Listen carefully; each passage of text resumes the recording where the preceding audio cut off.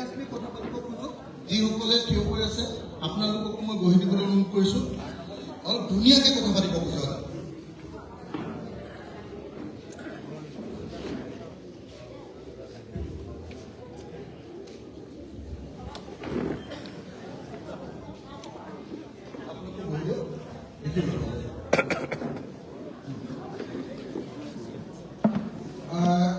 সকলোকে অনুৰোধ কৰিছোঁ কোনেও কথা নাপাতি মই আপোনালোকৰ লগত কেইটামান কথা চিৰিয়াছলি পাতিব খুজিছোঁ সকলোকে খুব চিৰিয়াছলি কথাখিনি পাতিবৰ কাৰণে মই অনুৰোধ জনাইছোঁ এইকাৰণে যাতে সঁচা সঁচিকে আমি নতুন অসম এখন বনাব পাৰোঁ সেইকাৰণে মই আপোনালোকক আজি কিছুমান কথা আপোনালোকৰ লগত পাতিম যিখিনি কথা পাতিলে যিখিনি কাম কৰিলে অসমখনত সঁচা সঁচি পৰিৱৰ্তন হ'ব প্ৰথম কথা আজি বহুত সংখ্যক চাহ শ্ৰমিকে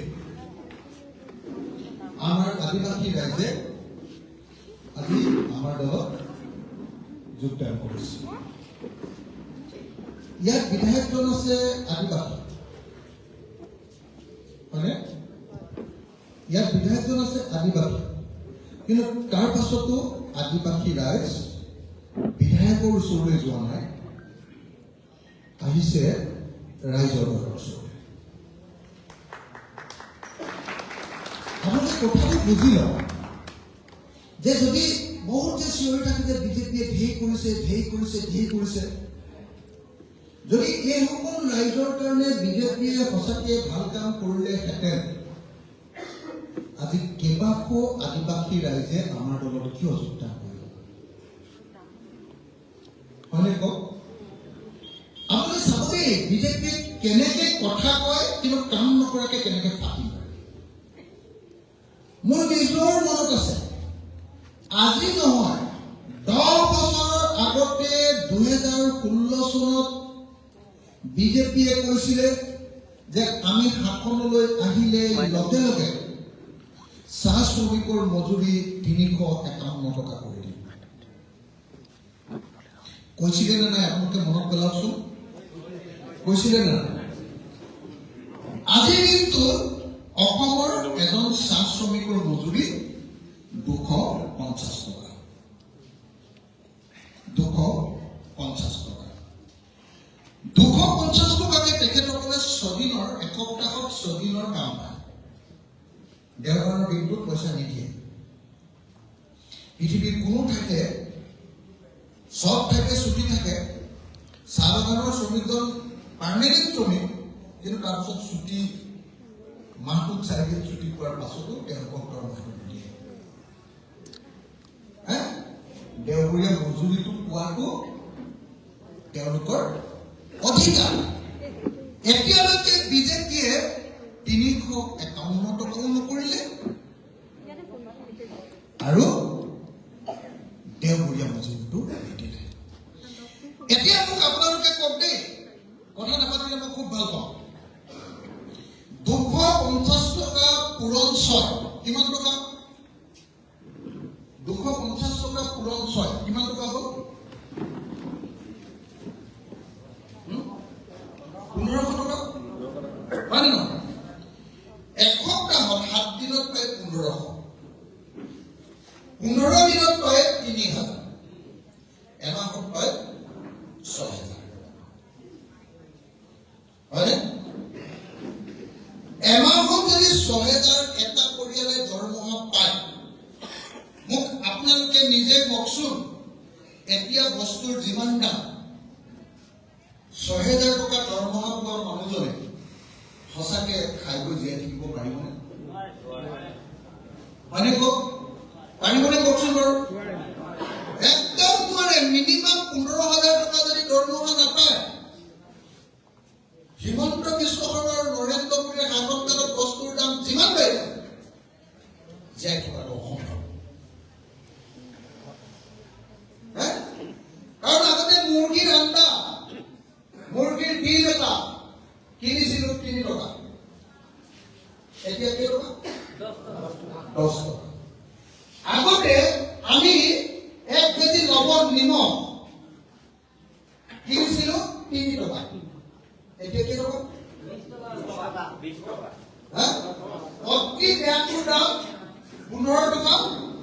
আৰু পেকেটৰ যদি খাবলৈ হয় 35 টকা হয়নে হয়নে নহয় আপোনালোকে নিজে কওকচোন বাৰু হয়নে নহয়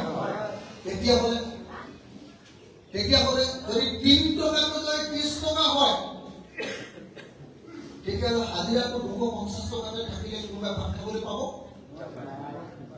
হয়নে নহয় কওক সেইকাৰণে মই আপোনালোকক ক'ব খুজিছো যে আমাক সঁচা সঁচিকে এই মুহূৰ্তত আমাক নতুন চৰকাৰ লাগে বিজেপিক বদলাব লাগে কেলে বদলাব লাগে বিজেপিয়ে কামটো নকৰে যদি আমি কওঁ যে কামটো কিয় কৰা নাই লগে লগে জেলত হয়নে নহয় বাৰু আপোনালোকে কওকচোন ইয়াত কওকচোন হয়নে নহয় বাৰু অসমত বিজেপিৰ শাসনকালত কিমান ডেকা ল'ৰা ছোৱালীয়ে কিমান যে জেল খালে অকল ফেচবুকত কিবা এটা লিখা থাকে কিমানে যে জেল খালে নহয় বেলেগ একোৱে কৰা নাই অকল ফেচবুকত কিবা এটা লিখিছে বোলে চৰকাৰে বস্তুৰ দাম কিয় ইমান বঢ়াইছে তাক জেলত ভৰাই আৰে ভাই কাম নকৰিবা কাম নকৰিলে কাম নকৰা বুলি ক'লেও জেলত ভৰাই দিবা মোৰ নিজৰ মনত আছে মই যেতিয়া আন্দোলন কৰি আছিলো যেতিয়া অসমৰ মুখ্যমন্ত্ৰী তৰুণ গগৈ ডাঙৰীয়া আছিলে মই তৰুণ গগৈ ডাঙৰীয়াক কৈছিলো বোলো তৰুণ গগৈক মই চকিয়ে চকিয়ে ধৰি ব্ৰহ্মপুত্ৰত দলিয়াই দিম এনেকে কৈছিলো আপোনালোকৰ মনত আছে নে নাই মই নাজানো মই তেনেকে কৈছিলো কিন্তু তেনেকে কোৱাৰ পাছতো সেইটো কথা কোৱাৰ কাৰণে মোক কোনোদিন কেতিয়াও কেছ লগা আছে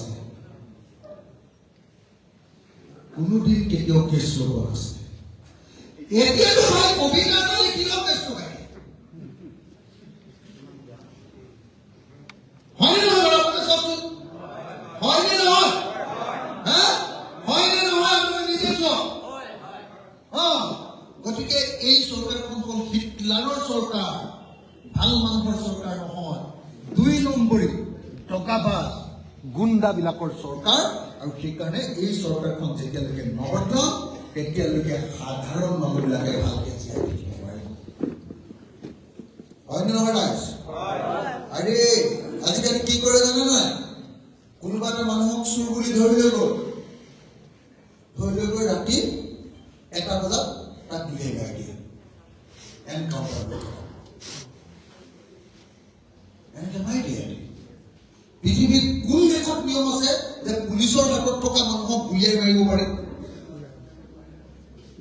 পুলিচে নি কোৰ্টত জমা দিব কোৰ্টে তাক জেললৈ ভৰাই দিব তাৰপিছত বিচাৰ হ'ব বিচাৰ হোৱাৰ ফাঁচিও হ'ব পাৰে জেলো হ'ব পাৰে মুকলিও হ'ব পাৰে ইহঁতি আকৌ কি কৰে ধৰি নি ডাইৰেক্টলি বুকুতে কামি কৰে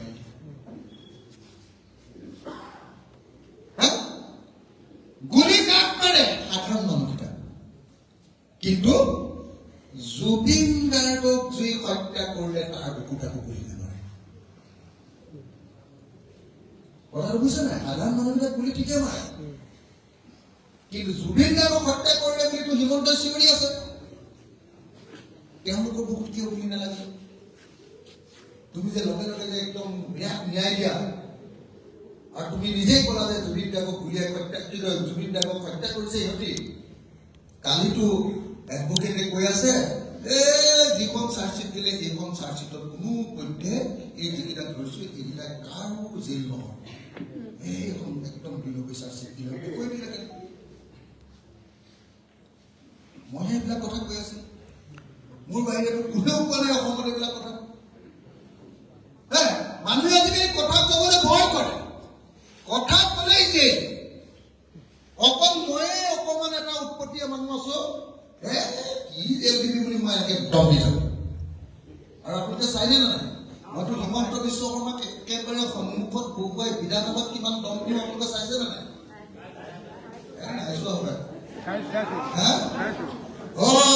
এনেকে বহি থাকি সেইফালে বাওঁফালে তেওঁ সোঁফালে মই যেতিয়া কথা কৈ আছিলো মোক এবাৰ দম দিছিল বোলে অখিল গগৈ বোলে আপুনি বেছি কথা নক'ব আপুনি বোলে হেৰি কৰিছে কি কয় আপুনি বোলে এই আপোনাৰ দিনত আন্দোলন কৰিবলৈ মানুহে গাত জুই লগাই মৰিছিলে আপুনি বোলে থাকে মই বোলো মোৰ তাত আন্দোলন কৰোঁতে কোনোবাই আত্মজা দিছে তাত যদি মই হত্যাকাৰী হয় তুমি যে ডাইৰেক্টলি উজান বজাৰৰ মানুহজনক গুলিয়াই মাৰিছিলা বুলি যে কেছ আছে তুমি কি জানে নাই কংগ্ৰেছৰ ডাঙৰ লিডাৰ আছিলে যে শৰ্মা বুলি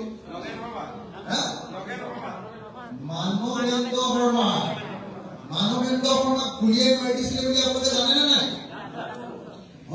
সেই কেছটো লাগিছিলে সেই কেছটো কোৰ্ট আৰু থানাত থকা চাৰ্জশ্বিটখনে হিমন্ত বিশ্ব শৰ্মাই ঢুকাই দিলে মানুহ দায় কোৰ্ট আৰু থানাত থকা চাৰ্জশ্বিটখনেই নাইকিয়া কৰি দিলে সেইটো এতিয়া মই মুখ্যমন্ত্ৰী নহয় এমএলএ কৈ থাকোঁতে একদম তেতিয়া দিনতে এই কামটো কৰিলে গতিকে যিজন মানুহে কোৰ্টৰ পৰা থানাৰ পৰা চাৰ্জশ্বিট নাইকিয়া কৰি দিব পাৰে তেওঁক কয় মাফিয়া ৰাজনীতি আৰু তেনেকুৱা মানুহৰ হাতত যদি চৰকাৰখন থাকে কোৰ্ট আৰু মানুহে হাতত থাকিব সেইকাৰণে মই আপোনালোকৰ ওচৰলৈ আহিছো আপোনালোকক ক'বলৈ আহিছো যে আপোনালোকৰ পৰা মই প্ৰতিশ্ৰুতি ল'বলৈ আহিছো মই কথা পাতিবলৈ আহিছো যে এইবাৰ বিৰোধী ঐক্যমঞ্চৰ পৰা আমি এই দুলীয়াজান বিধানসভা সমষ্টিটো ৰাইজৰ দলৰ কাৰণে বিচাৰিছো কি কল বুজি পালেনে এইবাৰ কংগ্ৰেছ ৰাইজৰ দল জাতীয় পৰিষদ CPI, CPM, CPIML আৰু APICLC এই যে 7টা দল লগ হৈছো এই 7টা দলৰ পৰা এই সমষ্টিটো দুলীয়াজান সমষ্টিটো আমি ৰাইজৰ দলে বিচাৰিছো মই আপোনালোকক সুধিব খুজিছো যদি এই সমষ্টিটো আমি ৰাইজৰ দলে পাওঁ আমি ইয়াত বিজেপি খৰুৱাব পাৰিম নে নোৱাৰিম পাৰিব একদম ভালকে কওক দে পাৰিম নে নোৱাৰিম যদি পাৰিবলৈ কয় চবে আজিৰ পৰা ঘৰলৈ গৈ নিজৰ ঘৰৰ ওচৰৰ চব মানুহকে বুজাব লাগিব যে অসমীয়া জাতি যদি বাচিবলৈ হয় বিজেপিৰ পৰা অসমখন বচাব লাগে আৰু আপোনালোকৰ এমএলএৰ নাম কি এৰজ বোলে কি কম মই এমএলএ একেলগতে থাকো কাম নাইকিয়া একদম দেই একদম কাম নাই মাজে মাজে চাইকেল এখন প্ৰথম চলাই আৰু বেলেগ কামেই নাই চাইকেল চলাব নহয় জানো মাজে মাজে চাইকেল চলাই যায় যে অকল সৰু সুৰা নৃত্য নাটিকা কৰাৰ বাহিৰে তেওঁ আৰু একো কামেই কৰিব ডাঙৰ একো মাতিবও নাজানে শ্ৰমিকৰ প্ৰশ্নবিলাকো উঠাব নাজানে সমষ্টিৰ কথাবিলাকো উঠাব নাজানে মইতো দমদমাই মোক হিমন্তই আটাইতকৈ বেয়া পায় তাৰ পাছত মই দমদমাই শিৱসাগৰৰ কাৰণে ৰংঘৰ প্ৰকল্প 142 কোটি টকা দম দি উলিয়াই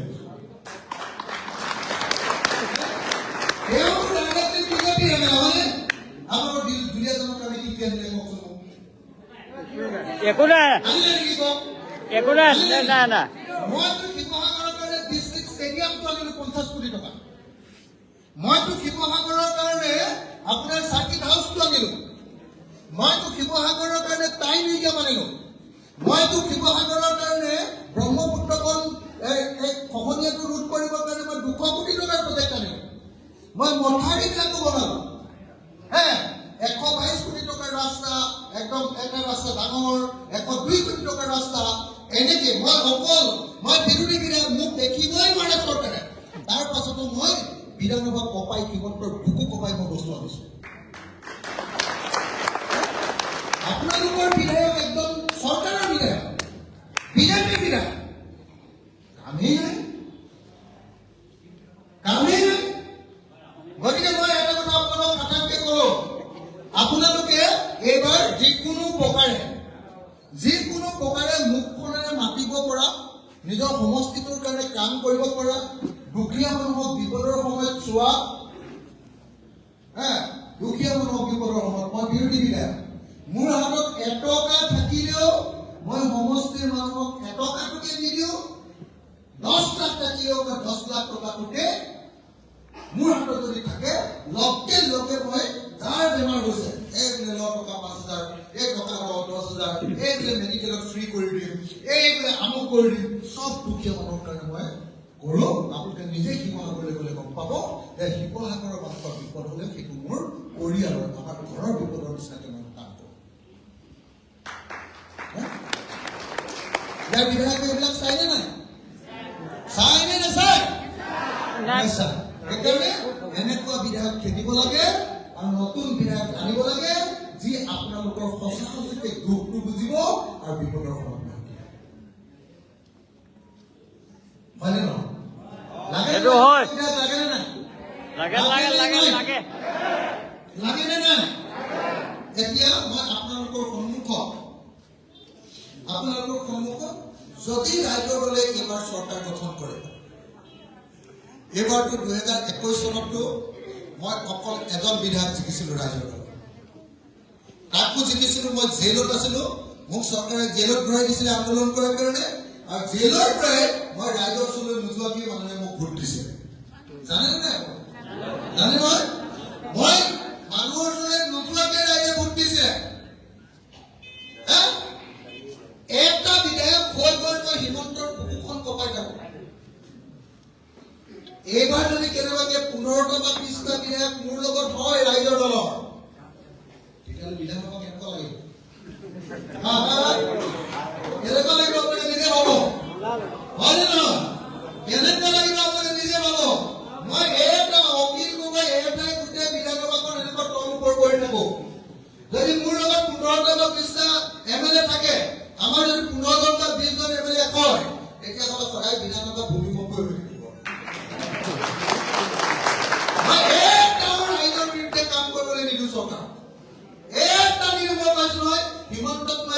হিমন্তই হওক বা বেলেগ কোনোবা কোনো হ'ব মানে মুখ্যমন্ত্ৰী মই কণ্ঠই দিম কিন্তু ৰাইজৰ বিৰুদ্ধে এটা কাম কৰিব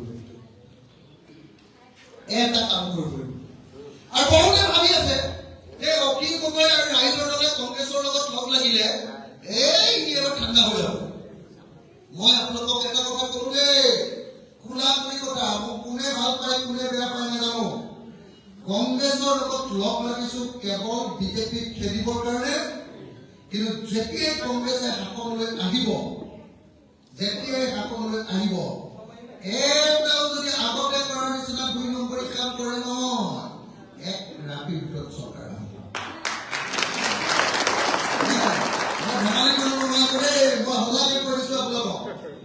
একদম মই কংগ্ৰেছৰ লগত আহিছো সাম্প্ৰদায়িক আৰু ফেচিবাদী বিজেপিক খেলিবৰ কাৰণে কিন্তু চৰকাৰত যেতিয়া অংশগ্ৰহণ কৰিম তেতিয়া এটাই কাম কৰিম যাতে কংগ্ৰেছ দল ৰাষ্ট্ৰীয় দল তেওঁলোকে যাতে আমাৰ অসমৰ স্বাৰ্থ আঞ্চলিক স্বাৰ্থ যাতে কেতিয়াও বিঘ্নিত কৰিব নোৱাৰে আঞ্চলিক অসমৰ মানুহৰ স্বাৰ্থৰ বিপৰীতে যাতে যাব নোৱাৰে তাৰ কাৰণে মই অসমৰ আটাইতকৈ ডাঙৰ প্ৰহৰী ৰূপে থিয় দিম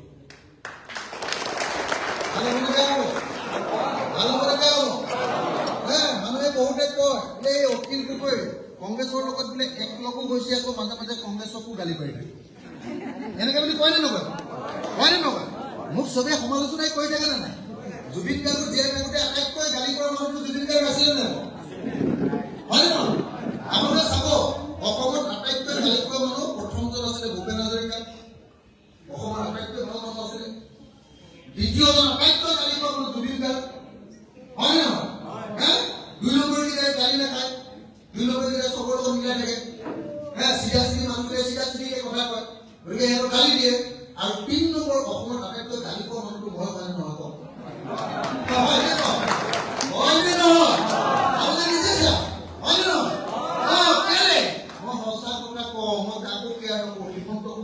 দেখুৱাই দিওঁ আৰু কংগ্ৰেছকো কওঁ চিধা চিধিকে থাকিলে থাকিব নহ'লে মই দিগদাৰ আছে সেইকাৰণে মই আপোনালোকক কৈছো যে কংগ্ৰেছ দলৰ লগত যে আমি এলায়েন্স কৰিছো এইকাৰণেহে আছো যে বিজেপিক খেদিব লাগে আৰু এইকাৰণেহে আছো যাতে কংগ্ৰেছ দলে অসমৰ বিৰুদ্ধে এটাও কাম কৰিব নোৱাৰে তাৰ কাৰণে মই একদম আচল ৰখিয়াৰ নিচিনাকে হৈ থাকিল মোৰ সন্মুখত কোনেও উল্টা পুল্টা কৰিব নোৱাৰে। ভাল হ'বনে বেয়া হ'ব? সঁচাকে ভাল হ'বনে বেয়া হ'ব? ভাল হ'বনে বেয়া হ'ব? ভাল হ'বনে? ধৰক কংগ্ৰেছে চাহ শ্ৰমিকৰ কাৰণে যিমান কাম কৰিব লাগিছিল আগতে কিমান কৰা নাছিল। এইবাৰ যেতিয়া মই চৰকাৰত থাকিম নহয়, চাহ শ্ৰমিকৰ চবৰ ঘৰৰ মাটিৰ পট্টা মই আন্দোলনে কৰিছিলো। আপোনালোকৰ মনত আছেনে নাই? মই আন্দোলন কৰিছিলো যে বাগানৰ চাহ শ্ৰমিক বিলাকৰ লাইনৰ মাটি ৱাটাৰৰ সৈতে বাগানৰ মানুহজনৰ নামত লিখি দিব লাগে, শ্ৰমিকজনৰ নামত। আৰু প্ৰথমবাৰৰ কাৰণে ময়ে চবতে শুনি লওঁ, ময়ে আমাৰ কৃষক মুক্তি আৰু চাহ শ্ৰমিক মুক্তি সেইজন মুৰলী তাঁতী, আমাৰ চাহ শ্ৰমিকৰ আটাইতকৈ ডাঙৰ লিডাৰ সভাপতি মুৰলী তাঁতী, মই আৰু কোন আছিলে? আৰু এজন আছিলে কি ক'লা? মুক্তিনাথ ক'লা। আমি তিনিজনে লগ লাগি প্ৰথমবাৰৰ কাৰণে এই টুকুলাই বাগিচা 696টা পৰিয়ালৰ প্ৰথমবাৰৰ কাৰণে বাগানৰ ৱাটাৰ আৰু লাইনৰ মাটিৰ সৈতে মাটিৰ পট্টা দিয়াইছিল। খবৰ লওক, পৃথিৱী মাঝিৰ মন্ত্ৰী আছিলে, পৃথিৱী মাঝিৰ ঘৰৰ মাটিৰ পট্টাখিনি আমাৰ আন্দোলনৰ ধৰণে কৰাইছিল। খবৰ লওক, হয়নে নহয়? চাহ বাগানৰ মানুহক মাটিৰ পট্টা দিয়াইছো আমি প্ৰথমতে। সেইকাৰণে মই আপোনালোকক কৈছো যে হিমন্তই এইবিলাক প্ৰতিশ্ৰুতি দিলে, এটাও কাম নকৰিলে। কি বুলি কৈছিলে হিমন্ত বিশ্ব শৰ্মা আৰু নৰেন্দ্ৰ মোদীয়ে? মনত পেলাওক, নৰেন্দ্ৰ মোদীয়ে কৈছিলে যে যিদিনে বিজেপিৰ চৰকাৰ হ'ব সেইদিনাই বিদেশী টালি টোপোলা লৈ পলাব লাগিব। কৈছিলে নে নাই? কৈছিলে নে নাই কওকচোন বাৰু? তাৰপিছত কেইটা বিদেশী খেলিলে? 10 বছৰ শাসন কৰাৰ পাছত এইবাৰ আকৌ অমিত শ্বাহে আহি কৈছে যদি বিদেশী খেলিব লাগে তেতিয়াহ'লে বিজেপি ভোট দিয়া। 10 বছৰ দি আছিলে, ইলেকশ্যনৰ সময়ত হাৰ পাইছে, হয়নে? হয়নে নহয়? বিদেশী খেলিম বুলি কৈ কিমানটা খেলিলে জানেনে নাই? আৰু আপোনালোকে জানে নাই মই ডেঞ্জাৰাছ বস্তু বুলি? মই হিচাপ কৰি উলিয়াই দিলো, বিধানসভাত প্ৰশ্ন সুধি হিচাপ কৰি উলিয়াই দিলো যে 10 বছৰত বিজেপি চৰকাৰে বিদেশী খেলিছে 1676টা। 1676। কংগ্ৰেছে 15 বছৰত খেলিছিলে 2782টা। বিজেপিয়ে তাতকেও কম খেলিছে, কংগ্ৰেছতকেও। কংগ্ৰেছৰে ট্ৰেক ৰেকৰ্ড ভাল বিদেশী খেলাৰ ক্ষেত্ৰত, তাতকেও কম খেলিছে 1676টা। 1676টা বিদেশী খেলিছে। আৰু তাৰপাছত কি কৰিছে জানে নাই?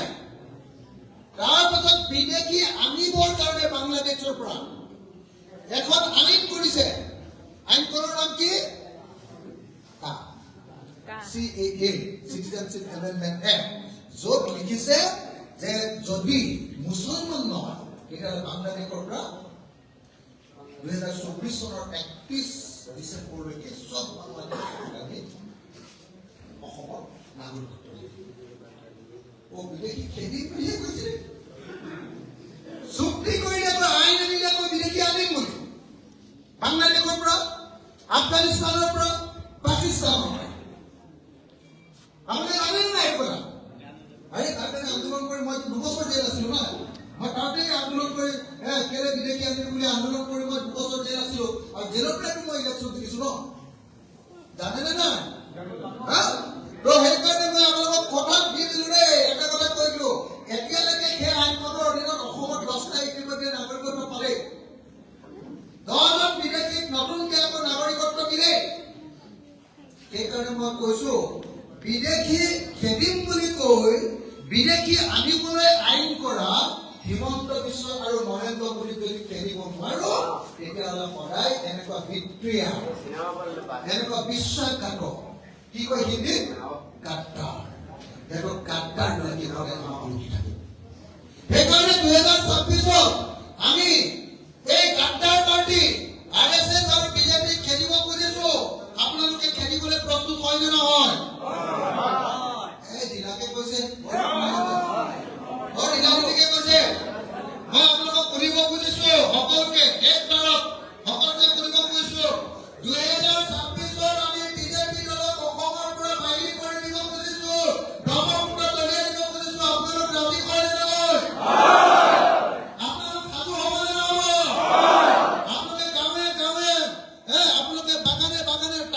বস্তিয়ে বস্তিয়ে গৈ প্ৰত্যেকজন মানুহক বুজাব লাগিব যে গাদ্দাৰ পাৰ্টি হিমন্ত বিশ্ব আৰু নৰেন্দ্ৰ মোদীৰ গাদ্দাৰ পাৰ্টি এইবাৰ বিজেপি যেতিয়ালৈকে খেলিব নোৱাৰো তেতিয়ালৈকে অসমীয়া মানুহৰ আমাৰ শান্তি নাই হয়নে ভাল কৰি বেয়া হ'ব ভাল হ'বনে বেয়া হ'ব সেইকাৰণে মই আপোনালোকক ক'বলৈ আহিছো যে প্ৰত্যেকজনেই অখিল গগৈ নিচিনাকে এই 3 মাহ মই যেনেকে 24x7 তাৰমানে কি সপ্তাহটোৰ প্ৰত্যেকটো 24 ঘণ্টাই অকল মই এই কামটোতে লাগি আছো এক সপ্তাহত 7টা দিন এদিনত কেইটা ঘণ্টা 24 পূৰণ 7 এসপ্তাহত যিমান ঘণ্টা আছে মই সিমান ঘণ্টাই ভাত খোৱা আৰু শোৱাৰ বাহিৰে বাকী সময়খিনি অকল বিজেপিত খেলিবলৈকে লাগি আছো কথাটো বিচাৰে মোক আপোনালোকে কথা দিব লাগে যে আপোনালোকে ভুৱা কামখিনি বাদ দি আপোনালোকে কাম কৰিবলৈ নিজৰ জীৱনটো চলাবৰ কাৰণে যিটো মানে হাজিৰা কৰিবলৈ যায় তাৰপৰা যিটো বাগানত কাম কৰিবলৈ যায় বা বেলেগ ঠাইত কাম কৰিবলৈ যায় সেইখিনি কামক বাদ দি বাকী যিমানখিনি সময় আছে এতিয়া য'তেই যায় আনকি পাত তুলি থাকোঁতেও ক'ব লাগিব যে এইবাৰ কিন্তু হেৰিয়া গিৰাব লাগিব কি কয় কি ক'লে আৰু এবাৰ গিৰাব লাগিব এইবাৰ কোনো কাম নাই কি বুলি কয় হেৰি আপোনালোকৰ বাগানী ভাষাত কি বুলি কয় কাম নাই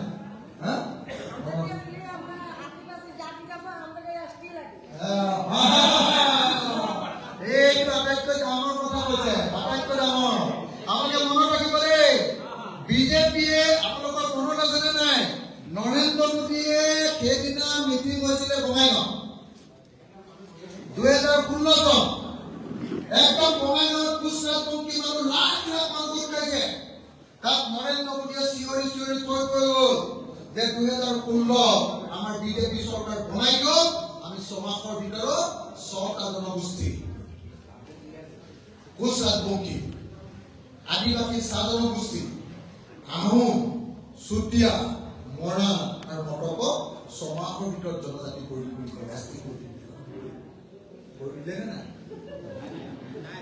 দিলে নাই যিদিনা আপোনালোক এছপি হ'ব তেতিয়াকে আমি চাকৰি বাকৰি পোৱাত মজা হৈ যাব আমাৰ ল'ৰাবিলাকে আচল সা সুবিধা পাব হয়নে নহয় হয়নে নহয় গতিকে আহোম চুতীয়া মৰাণ মটক চাহ জনগোষ্ঠী কোচ ৰাজবংশী মনত ৰাখিব নৰেন্দ্ৰ মোদীয়ে কৈছিলে হিমন্তই কৈছিলে সৰ্বানন্দই কৈছিলে যে এই 6 জনগোষ্ঠীক জনজাতিকৰণ কৰিম যেতিয়ালৈকে নকৰিব ইহঁতক এইবাৰ আমি কলিজা খাব মানে নহয় আপোনালোকে দেখিছেনে নাই মই একদম বিদ্যান হবা হিমন্তক ধৰি এই কথাটোত বগৰাই দিছিলো দেখিছেনে নাই মাথা গৰম কৰিবি মোক দেখিলেই মাথাটো গৰম হয়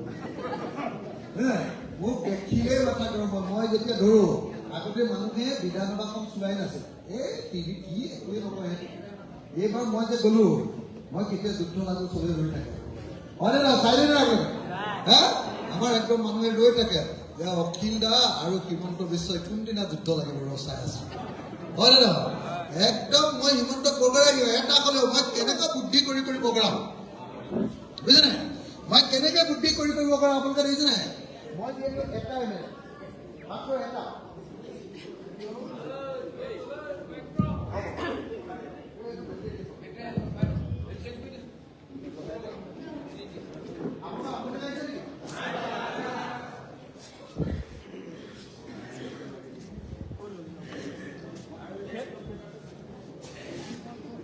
এতিয়া মই বাৰু বিজেপিক বহুত গালি পাৰিলো হয়নে এইবাৰ মই বিজেপিক বহুত গালি পাৰিলো এইবাৰ আমি চৰকাৰ গঠন কৰিলে কি কাম আগৰ বিলাকে অকল গালি পাৰিয়ে গৈছে ইটোৱে সিটোক গালি পাৰে ইটোৱে সিটোক গালি পাৰে কংগ্ৰেছে বিজেপিয়ে কংগ্ৰেছ কংগ্ৰেছে এজিপি কংগ্ৰেছ। কিন্তু যদি ৰাইজৰ দলে চৰকাৰ গঠন কৰোঁ বা এইবাৰ যদি ৰাইজৰ দলৰ 15 বা 20 জন MLA জিকে চৰকাৰত যদি আমি বিৰোধী দলৰ চৰকাৰত যদি আমি অংশগ্ৰহণ কৰোঁ কি কি কাম একদম চবেই লিখি লৈ যাব। যদি কাৰোবাৰ হাতত কাগজ নাই তেতিয়াহ'লে একদম বুকুত হৃদয়ত লিখি লৈ যাব কি কি কাম কৰিম। আৰু মই কৈ দিছোঁ যে এইকেইটা কাম কৰিব পাৰিলেহে অসমৰ মানুহ ধনী হ'ব। এই যে হিমন্তই কৈ থাকে যে অসমক ভাৰতৰ 1 নম্বৰ ৰাজ্য কৰিব, হয়নে নহয়? এটা 1 নম্বৰ কৰিব পাৰিব। এতিয়া গোটেই ভাৰতবৰ্ষৰ ভিতৰত অসম 4 নম্বৰত দুখীয়া ৰাজ্য। গোটেই ভাৰতবৰ্ষৰ 36খন ৰাজ্য আৰু 37খন ৰাজ্য আৰু কেন্দ্ৰীয় শাসিত অঞ্চলৰ ভিতৰত অসম দুখীয়া কিমান নম্বৰ জানে নাই? 4 নম্বৰ দুখীয়া। 4 নম্বৰ। কথা পাতিছে কথা নাপাতিব, অকণমান মই খুব চিৰিয়াছ কথা কৈ আছো। 4 নম্বৰ আটাইতকৈ দুখীয়া ৰাজ্য। মই অসমৰ চব মানুহক ধনী কৰিব খুজিছো। চব চাহ জনগোষ্ঠী, কলিতাও, ব্ৰাহ্মণো, আহোমো, চুতীয়াও, আদিবাসীও, SC, ST, জনজাতীয় আৰু অনুসূচিত জাতিৰ মানুহো যিমান জাতি অসমত আছে যদি অসমৰ মানুহ হয় মই চবকে ধনী কৰিব খুজিছো। মই ধনী কৰিব কাৰণে 5টা কাম কৰিম বুলি এখন গেৰাণ্টি কাৰ্ড উলিয়াই আপোনালোকৰ হাতত এবাৰ দি যাম। 5টা কাম শুনি লওক দেই। এই 5টা কাম কৰিলেহে অসমীয়া মানুহ ধনী হ'ব। 1. অসমৰ পথাৰবিলাকত এতিয়া বছৰত এবাৰ খেতি হয়। কেতিয়াবা বানপানী হ'লে এবাৰো নহয়, কেতিয়াবা বৰষুণ নহ'লে এবাৰো নহয়। মই অসমৰ চব পথাৰতে পানী যোগানৰ ব্যৱস্থা কৰি অতি কমেও এডৰা পথাৰত এবছৰত 3 বাৰ খেতি কৰাৰ ব্যৱস্থা কৰিম। একদম সঁচাকে বুজি পাইছে নাই বাৰু কথা? দেই চবকে কৈছো দেই, এইটো অসমীয়া মানুহ ধনী হোৱাৰ প্ৰথম আৰু প্ৰাথমিক চৰ্তটো কি জানেনে? অসমৰ প্ৰায় 80% মানুহ খেতিয়ক, কিন্তু খেতি কৰি কাৰো ভালকে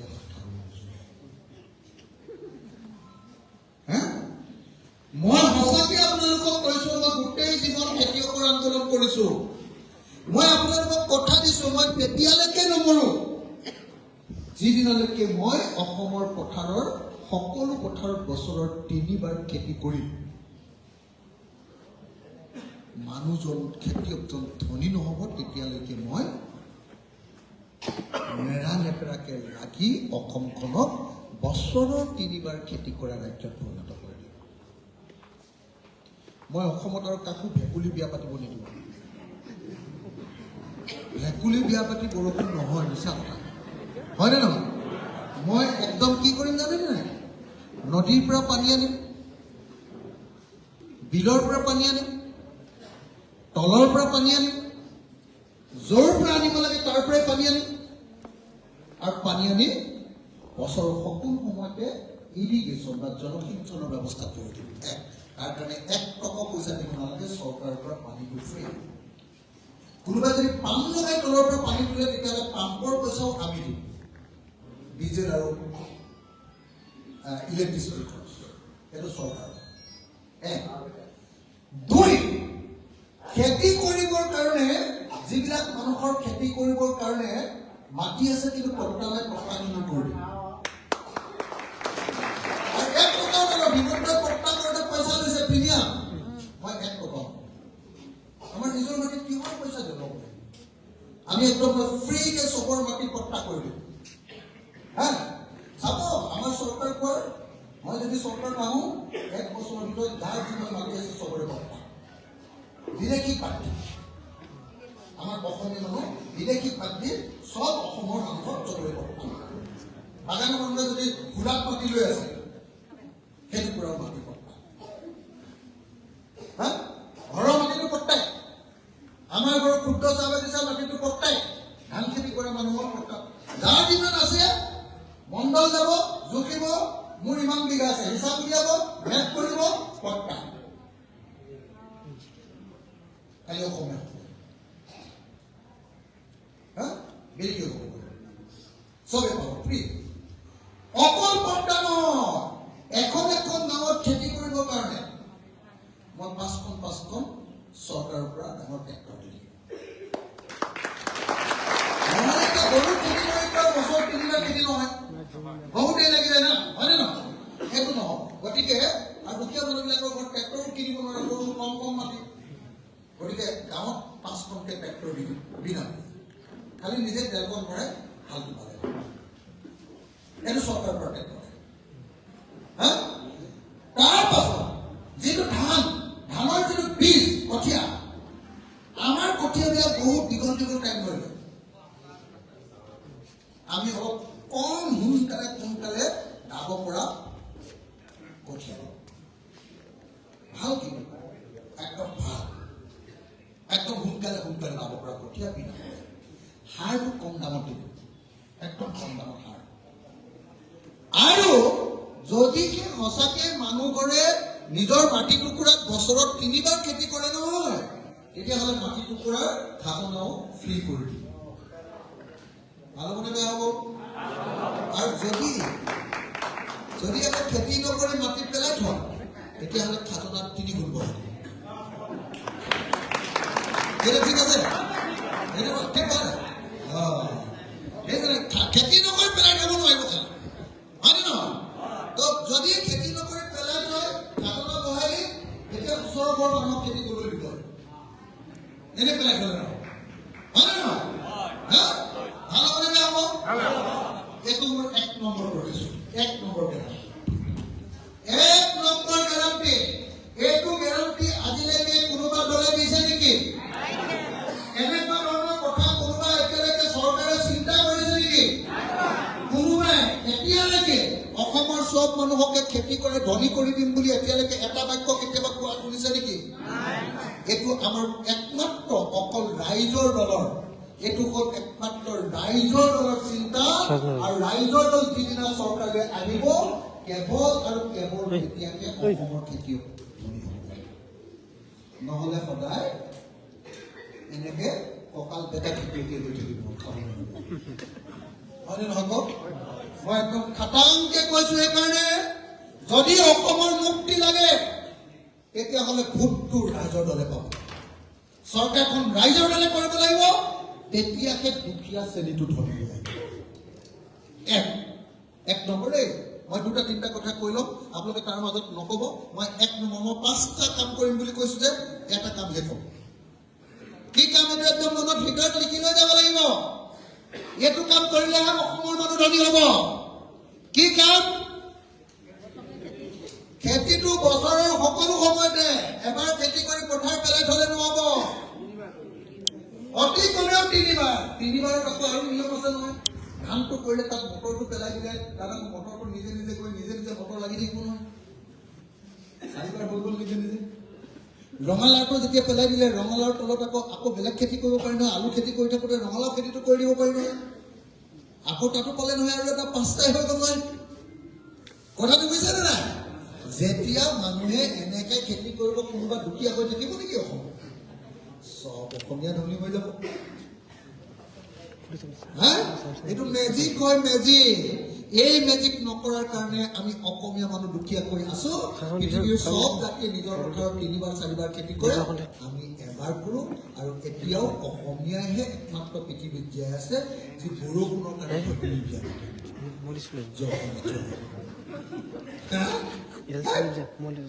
ভেকুলী বিয়া পাতিলে ক'ৰবাত বৰষুণ হ'ব নেকি? হয়নে নহয়?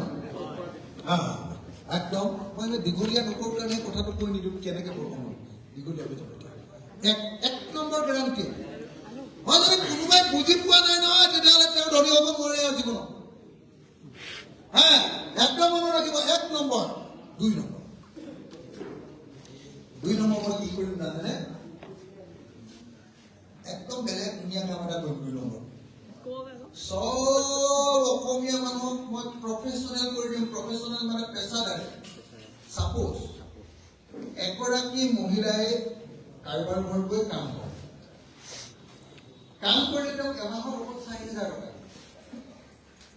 হাজিৰা কৰিবলৈ গ'লেও মহিলাজনী 200 টকাকে সদায়তো যাবই নোৱাৰে, 5,000 টকা মাহটোৰ ইনকাম। মই কি কৰিম? যিমান মানুহে এনেকে আনৰ ঘৰত কাম কৰে তেওঁলোকক মই নিজৰ নিজৰ অঞ্চলত এটা এটা প্ৰশিক্ষণ কেন্দ্ৰ খুলি ধুনীয়াকে কেনেকে চাফাকে থাকিব লাগে, ঘৰটো কেনেকে ঝাৰু দিব লাগে, ভালকে মকৰা জালটো কমকে ফটকে কেনেকে চাফা কৰি দিব পাৰি, ভাত কেনেকে আহোম মানুহে কেনেকে ভাত ৰান্ধি খায়, চাহ বাগানৰ মানুহে কেনেকে ভাত ৰান্ধি খায়, মাৰোৱাৰী মানুহে কেনেকে ভাত ৰান্ধি খায়, সববিলাক মই ধুনীয়াকে ট্ৰেইনিং দি দিম। সবকে মই ট্ৰেইনিং দি দিম। এনেকুৱাকে ট্ৰেইনিং দি দিম নহয় মানুহজনীয়ে লেতেৰা পেতেৰা হৈ কাম কৰিবলৈ নাযায়, কাম কৰিবলৈ যাওঁতে চাফাকে যাব, ড্ৰেছ পিন্ধি যাব। আৰু ড্ৰেছ পিন্ধি যাওঁতে এতিয়া যদি 4,000 দৰমহা পায়, এইবিলাক যেতিয়া শিকাই দিম তেওঁ এমাহত 15,000 দৰমহা পাব।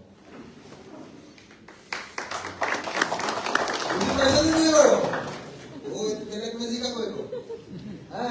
মই সেইকাৰণে দ্বিতীয় দিনটো কাম কৰিম। সব মানুহকে মই এইটো দক্ষতা বুলি কয়, মই সব মানুহকে স্কিল কৰি দিম। সিকিউৰিটি গাৰ্ড কৰিবলৈ যায় আমাৰ ল'ৰাবিলাক বেংগলোৰ যায় নে নাই? যায় নে নাই? চেন্নাই যায় নে নাই? কেৰেলা যায় নে নাই? মই যিমান ল'ৰা যাব নহয়, যোৱাৰ আগতে প্ৰথমতে হিন্দী আৰু ইংৰাজীটো ট্ৰেইনিং দিম। 2 সিহঁতক পুলিচৰ ট্ৰেইনিং এবছৰ দি পঠিয়াম। কথাটো বুজিলে? সবকে বিনামূলীয়াকৈ চৰকাৰৰ পৰা ফ্ৰী। খালি তই য'ত কাম কৰিবি মই বনাই দিম, তোক তই ভালকে কাম কৰ। বিনামূলীয়াকৈ বনাই দিম। কি কৰো? 1 নম্বৰ কি কাম কৰিম? নহয়, এতিয়া 1 নম্বৰ কি কৰিম বুলি কলো? ল'ৰাক কি কৰি দিম প্ৰথমতে? হিন্দী আৰু ইংৰাজীটো পঢ়াই দিম, যাতে সি হিন্দীত গৈ বেংগলোৰত কথা পাতিব পাৰে বা ইংৰাজীত ক'ব পাৰে, তেতিয়া নিজে নিজে দৰমহা পাই যাব। কথাটো বুজিছানে না? 2 কি কৰিবি? মই কৈছো যে এতিয়া সি একোৱে নাজানে, এনেকৈ সিকিউৰিটি গাৰ্ড হয়, তাক মই আমাৰ অসম পুলিচৰ জৰিয়তে মই 1 বছৰ ট্ৰেইনিং দি দিম। সি বন্দুক মাৰিব জানিব, সি লাঠি চলাবও জানিব, সি সব ক্ষেত্ৰতে একদম এক্সপাৰ্ট, এটা মানে পুলিচৰ নিচিনা এক্সপাৰ্ট হৈ যাব। আৰু তাক যেতিয়া সিকিউৰিটি গাৰ্ডত ল'ব, এতিয়া বেংগলোৰত সিকিউৰিটি গাৰ্ড কৰিলে 15,000 দিয়ে, তাক 30,000 টকা বা 40,000 টকা। ভাল মানে বেয়া হ'ব? ভাল মানে বেয়া হ'ব। বুজিছে নে নাই? মোৰ মাক চাবৰ কাৰণে মই 2জনী নাৰ্ছ ৰাখিছো। মোৰ মাক এতিয়া যে মই ঘূৰিছো, মই মোৰ মাক মৰম কৰো। মোৰ মা গাত বেয়া হ'ব বুলি ভাবি মই 2জনী নাৰ্ছ লগত ৰাখিছো। সব অসমীয়া পুৰুষ, মহিলা পুৰুষ এইবিলাকক কি কৰে? যিবিলাকে এইবিলাক কাম কৰিব খোজে, নাৰ্ছৰ কাম, হস্পিটেলত, মানুহৰ ঘৰত, তেওঁলোকক মই বিনামূলীয়াকৈ এবছৰ চবকে নাৰ্ছৰ ট্ৰেইনিং দিম। এতিয়া মই মোৰ মাক নাৰ্ছ যিজনী ৰাখিছো, এজনীক মই 20,000 টকা দিব লাগে। কিন্তু তাই ইমান ভালকে নাজানিম, কেইদিনমান শিকিয়ে এনে আহিছে। মই এনেকুৱাকে নাৰ্ছ একাডেমী চবকে ফ্ৰী কৰি দিম। সেই মানুহজনীয়ে যেতিয়া কাম কৰিবলৈ যাব, আমাৰ ঘৰত কাম কৰিবলৈ গ'লে সেই মানুহজনীয়ে 35,000 টকাৰ দৰমহা পাব। আৰু যদি বিদেশত সেই মানুহজনীয়ে কাম কৰিবলৈ, জাপানত বা আমেৰিকাত যদি কাম কৰিবলৈ মই পাছপৰ্ট উলিয়াই পঠিয়াই দিওঁ, তেতিয়াহ'লে তাই এবছৰত 1 কোটি টকা দৰমহা পাব। 1 কোটি টকা। চাহ বাগানৰ মানুহ এজনে গোটেই জীৱনটো কাম কৰি যিমান দৰমহা পায়, তাই এমাহতে সিমান টকা পায়। এনেকে মই বনাই দিম, একদম স্কিল কৰি দিম প্ৰত্যেকটো মানুহক। আমাৰ অসমীয়া মানুহক কামৰ কোনো হেৰি নাই। কৰিবলৈ গ'লেও লেটেন পেটেন খুচি কি কাম কৰিব বুজিলে এনেকুৱাকে বনাই দিম নহয় ধুনীয়াকে চিষ্টেমেটিক কাম কেনেকে কৰিব লাগে চব শিকাই দিম বাৰী কেনেকে চাফা কৰিব লাগে তাৰো টেকনিক বেলেগ আছে ঘৰ কেনেকে চাফা কৰিব লাগে তাৰো টেকনিক বনাই দিম কোনো দৰকাৰ নাই কোনো মানুহে যাৰ ঘৰত পইচা আছে কি নিজৰ ঘৰ চাফা কৰাৰ দৰকাৰ নাই আমাৰ পঢ়ি থকা ল'ৰাই গৈ 5টা ল'ৰাই লগ লাগি 1 ঘণ্টাত গৈ ঘৰ চাফা কৰি থৈ আহিব টকা 10,000 পাই আহিব 1 ঘণ্টা ঘৰ চাফা কৰি দিলে টকা 10,000 পেটৰ 1 মাহৰ পকেট খৰচ পাই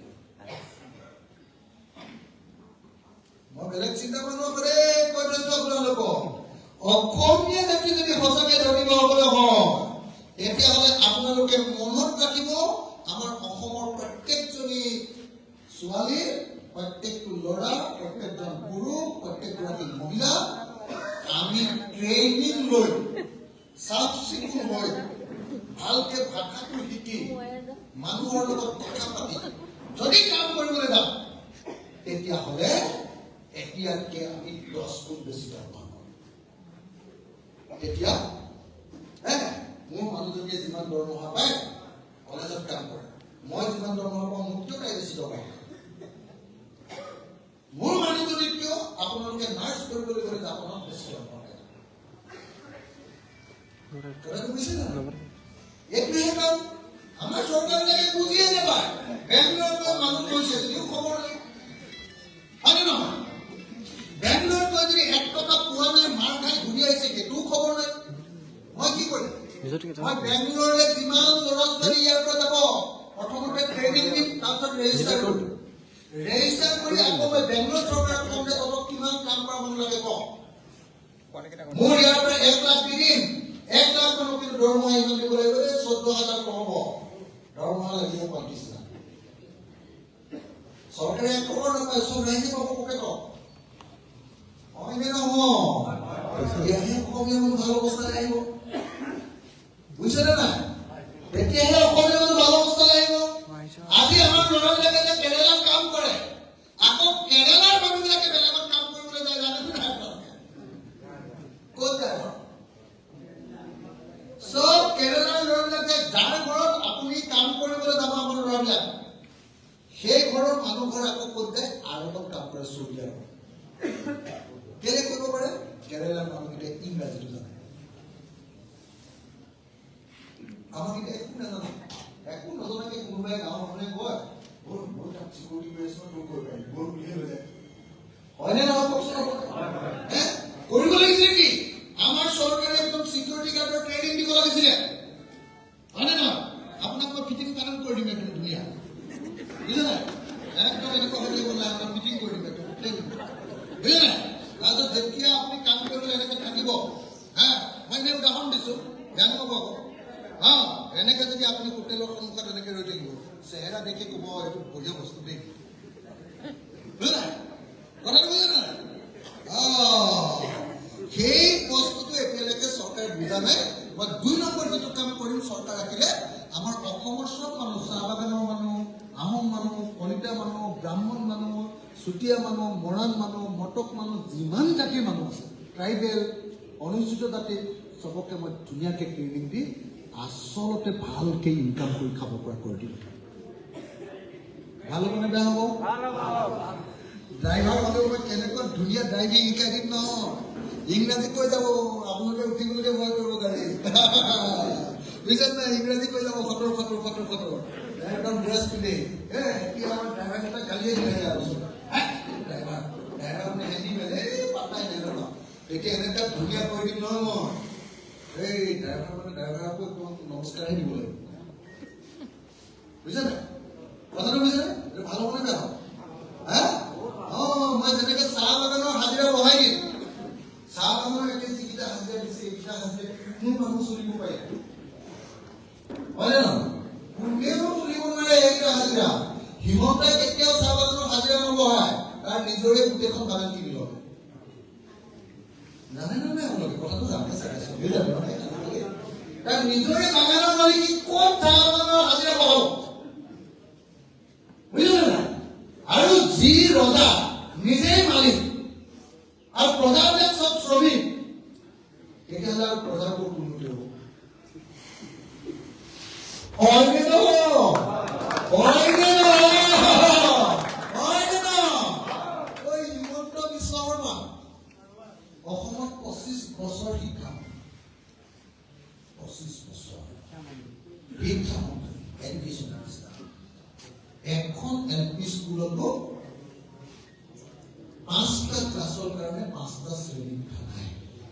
একেলগতে এনেকুৱা হল এটা দিছে আৰু একদম গাহৰিয়ে যেনেকে একদম খেক কুচি থাকে, আমাৰ ল'ৰা ছোৱালীবিলাকে এইফালে এনেকুৱা পঢ়িছে, হয় ন? এইফালে আপোনাৰ অংক কৰিছে, এইফালে আপোনাৰ এনেকে কৰিছে, একদম তেনেকুৱা এটা পৰিৱেশ দিছে। মই আপোনালোকক কথা দিছো, যিদিনা হাতলৈ আহিম নহয়, মই কথা দিছো, প্ৰত্যেকখন স্কুলত এটা শ্ৰেণীৰ কাৰণে এজন শিক্ষক আৰু এটা শ্ৰেণীৰ কাৰণে এটা কোঠা।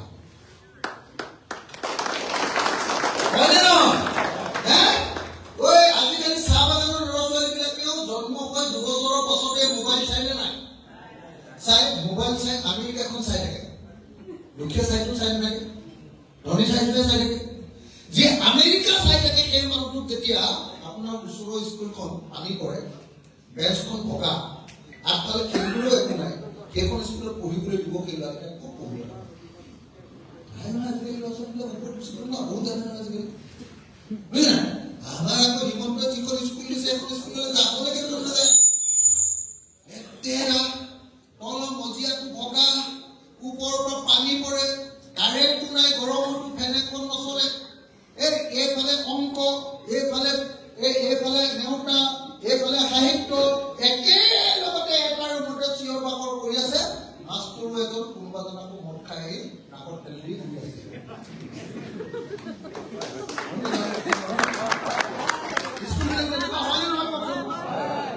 হয়নে নহয়? গোটেই গোবৰ থাকেনে নাই স্কুলখনত? থাকেনে নাই? সেইকাৰণে কৈছো মই 3 নম্বৰ যিটো কাম কৰি দিম, একদম মনত ৰাখক, যিদিনে মই চৰকাৰলৈ আহিম 3 নম্বৰ যিটো কাম কৰি দিম, প্ৰত্যেকখন স্কুলৰ এটা ক্লাছৰ কাৰণে এটা কোঠা, এটা কোঠাৰ কাৰণে এজন শিক্ষক। এজন শিক্ষকে 5টা ক্লাছ চম্ভালিব পৃথিৱীত কোনেও নোৱাৰে। এনেকুৱা ঈশ্বৰ ক'তো জন্ম হোৱা নাই, হয়নে নহয়? এটা কোঠাৰ এটা শ্ৰেণীৰ কাৰণে এজন শিক্ষক, লগত হেডমাষ্টৰ, আৰু স্কুলখন পিত্ত, পেচাব কৰিবলৈ যোৱা ঘৰটো টাইলছ লগোৱা, হয়নে নহয়? আৰু তাতে পিক পেলাই থোৱা নহয়, ধুনীয়া চাফ চিকুণ কৰি থোৱা। আগফালে চব স্কুলৰ আগফালে খেলিব পৰাকে ধুনীয়া পাৰ্ক, চিলড্ৰেন পাৰ্ক, হয়নে নহয়? আৰু আমাৰ ছাৰজন যিজন শিক্ষক থাকিব, সেই শিক্ষকজনক মই আমেৰিকা, ইংলেণ্ড, জাপান, দিল্লী এইবিলাকত ট্ৰেইনিং কৰাই আনি, যাতে আমাৰ শিক্ষকজনে আমাৰ ল'ৰাটোক খুব ধুনীয়া ইংৰাজী পঢ়াব পাৰে, খুব ধুনীয়া অংক শিকাব পাৰে, আৰু ল'ৰা ছোৱালীবিলাকক আৰু স্কুললৈ যাবৰ কাৰণে মিড ডে মিল, মধ্যাহ্ন ভোজনৰ ভাত দিব নালাগে, ভাত নিদিলেও জঁপিয়াই যাব, কাৰণ স্কুলত থাকিবলৈ বৰ মজা লাগে। এনেকুৱা স্কুল বনালে আমাৰ ল'ৰা ছোৱালীবিলাক ভাল, হয়নে নহয়? এতিয়া কি স্কুল? এতিয়া নিজৰ স্কুলখন আপোনালোকে মনত পেলাওক। মই আপোনালোকক কৈ দিলো 3 নম্বৰ যিটো কাম কৰিম, কি কাম কৰিম? স্কুল আৰু হস্পিটেল বিলাক ধুনীয়া কৰিম। অসমৰ আটাইতকৈ ভাল বিল্ডিংটো স্কুল আৰু হস্পিটেল হ'ব, আটাইতকৈ ভাল বিল্ডিংটো স্কুল আৰু হস্পিটেল হ'ব, আৰু বিনামূলীয়াকৈ চবেই ল'ৰা ছোৱালী পঢ়িবলৈ পাব, আৰু মাক দেউতাকৰ বেমাৰ হ'লে চব হস্পিটেলতে বিনামূলীয়াকৈ ধুনীয়াকৈ চিকিৎসা কৰিব।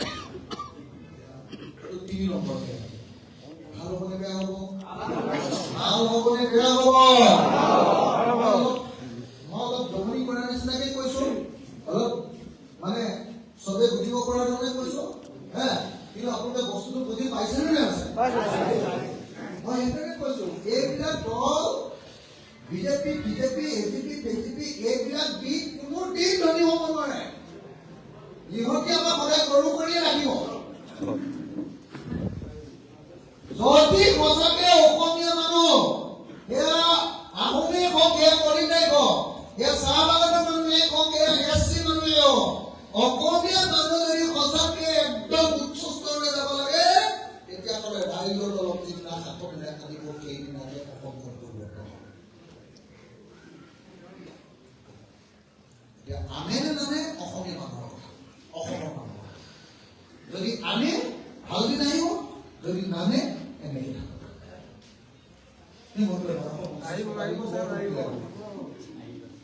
এইটো ৩ নম্বৰ, ৩টা কথা ক'লে মনত ৰাখিবনে?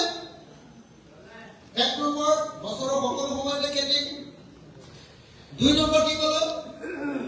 সব মানুহবিলাকে ট্ৰেইনিং দি সব মানুহক এনেকুৱা কৰি দিম যে সবে যিটো কাম কৰিব সেইটোতে আজি যদি দৰমহা পাইছে ১৫,০০০, সেইজন মানুহে অতি কমেও ৪০,০০০, ৫০,০০০ দৰমহা।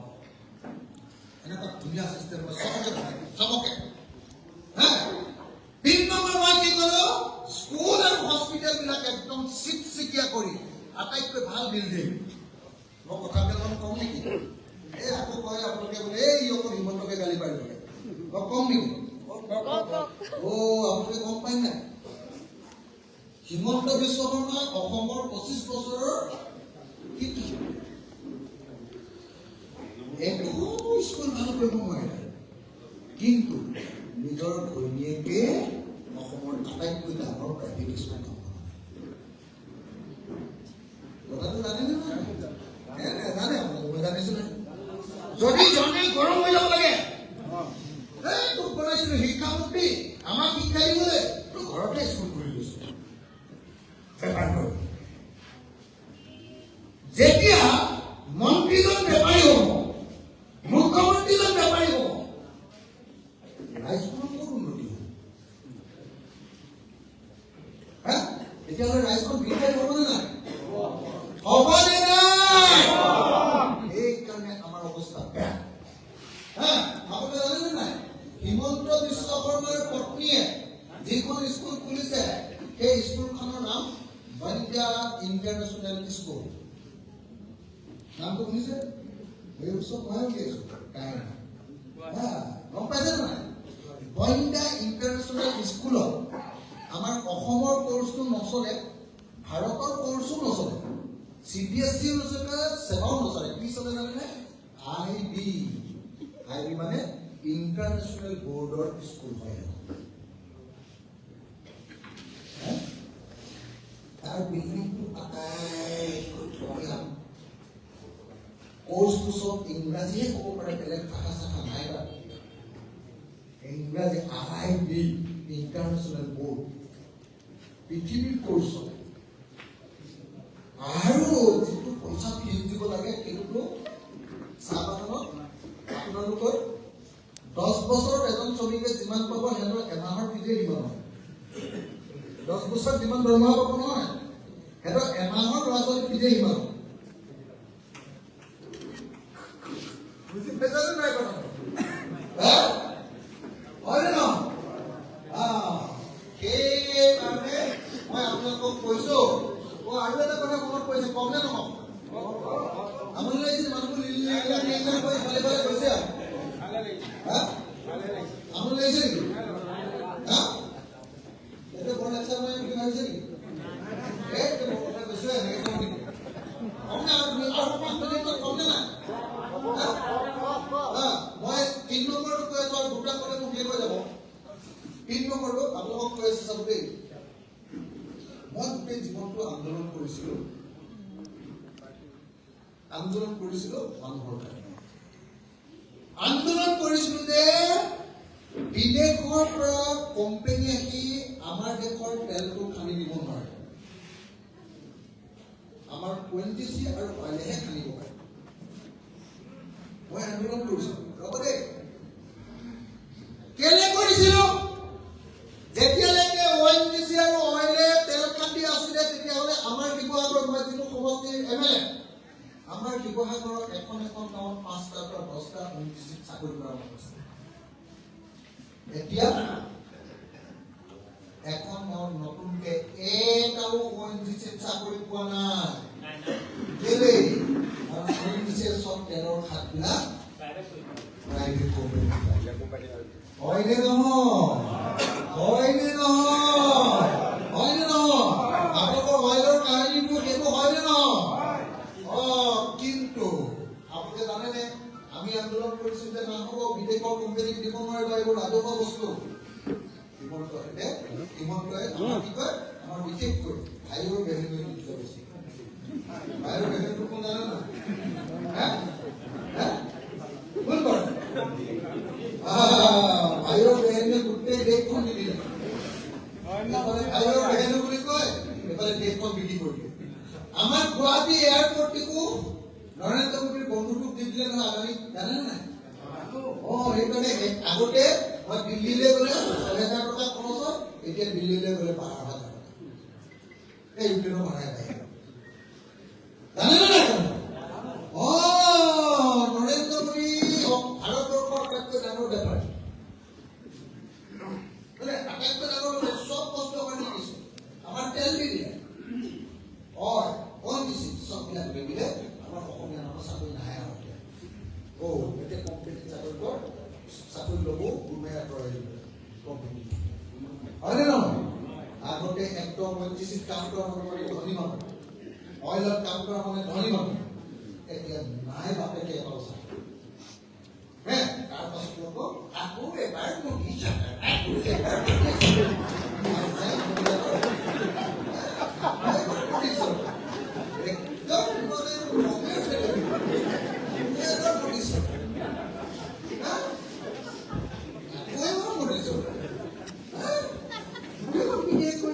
আপোনালোকে জানেনে নাই? আগতে আমি আন্দোলন কৰিছিলো, বোলো বাহিৰৰ পৰা কোনো কোম্পানী আহি আমাৰ ৰাজ্যত, আমাৰ দেশত থাকি ৰিটেইল চেল খুচুৰা বেপাৰ কৰিব নোৱাৰিব। জানেনে নাই? মোদী আহি কি কৰিলে? মোদী আহি ক'লে যে নাই, চববিলাক খুলি দিয়া আমেৰিকাৰ কাৰণে, লণ্ডনৰ কাৰণে চব খুলি দিয়া। কি হ'ল এতিয়া? এতিয়া এই চোলাটো মই কিনি আনো আমাজনৰ পৰা, অনলাইন। গম পাইনে? আগতে আমাৰ গাঁৱৰ দোকানীকে পইচাটো পাইছিলে, এতিয়া পৃথিৱীৰ আটাইতকৈ ধনী আমাজনৰ মালিকটোৱে পইচাটো পায়। কোন ধনী হ'ব এতিয়া তেতিয়াহ'লে? কোন হ'ব? এইটো কোনে কৰি দিলে? মোদী চৰকাৰ। আকৌ এবাৰ মোদী চৰকাৰ। বুজিছেনে নাই? হয় নে নহয়? একদম এতিয়া আটাইতকৈ বেছি মানুহে কিনে অনলাইনত, ২ নম্বৰ কিনে শ্বপিং মলত। শ্বপিং মল মানে কাৰ? আদানী, আম্বানী, টাটা, একদম ভাৰতবৰ্ষৰ আটাইতকৈ ধনীকেইটা। অনলাইনত কিনিলে বিদেশলৈ যায়, আৰু শ্বপিং মলত ধনী দোকানখনত কিনিবলৈ গ'লে আদানী, আম্বানী, টাটালৈ যায়। আৰু আমাৰ খুচুৰা বেপাৰীকেইটাই মাখি মাৰি মাৰি থাক আৰু দোকানত। হয়নে নহয়? চব বেপাৰ বেয়া হ'ল নে নাই এইকেইটা অহাৰ পৰা? চবকে খবৰ লওক, বেপাৰীবিলাকক, আমাৰ চব বিজনেছমেন বিলাকক খবৰ লওক যে চবৰে বেপাৰ ডুবিলে নে নাই? ডুবিলে নে নাই? চব বেপাৰ ডুবিলে। চব বেপাৰ ডুবি গ'ল। তাৰপিছত কি কৰিলে? হিমন্তৰ ঘৈণীয়েকে নীল টাইপৰ কাষতে পৃথিৱীৰ আটাইতকৈ ডাঙৰ ফুড চেইন, খাদ্য বনোৱা যিটো ৰেষ্টুৰেণ্ট, মেকডোনাল্ড কোম্পানীৰ আটাইতকৈ ডাঙৰ, উত্তৰ পূৰ্বাঞ্চলৰ আটাইতকৈ ডাঙৰ হোটেলখন আমাৰ হিমন্তৰ ঘৈণীয়েকে। কেনে মজা! মই কৈছিলো নাই, ৰজা যেতিয়া বেপাৰী হ'ব, প্ৰজা তেতিয়া ভিক্ষাৰী হ'ব।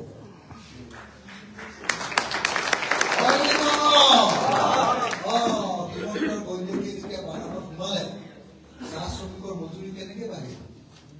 বাহিলে হিমন্তৰ ঘৰৰ পৰাই পইচা যাব। হয়নে নহয়?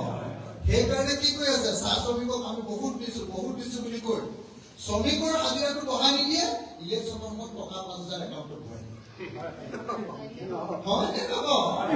হয়নে নহয়? ওই টকা 5,000 ভৰাই দিলে আমাৰ মাবিলাকৰ উন্নতি হ'ব নেকি? মিনিবিলাকৰ উন্নতি হ'ব নেকি? বাচ্চাবিলাকক কি বুলি কয় আপোনালোকে? ছোৱালীবিলাকৰ উন্নতি হ'ব নেকি? নহয়। বুজি পাইছে দাদা? আপোনালোকৰ উন্নতি নহয়। খালি ইলেকশ্যনৰ সময়ত চোলাই এখন খাই ভোটটো দিবৰ কাৰণে টকা 5,000 পায়। টকা 5,000 ফ্ৰীকে পাইছো, পুৰা খা আৰু বিজেপি বুজিছে দাদা?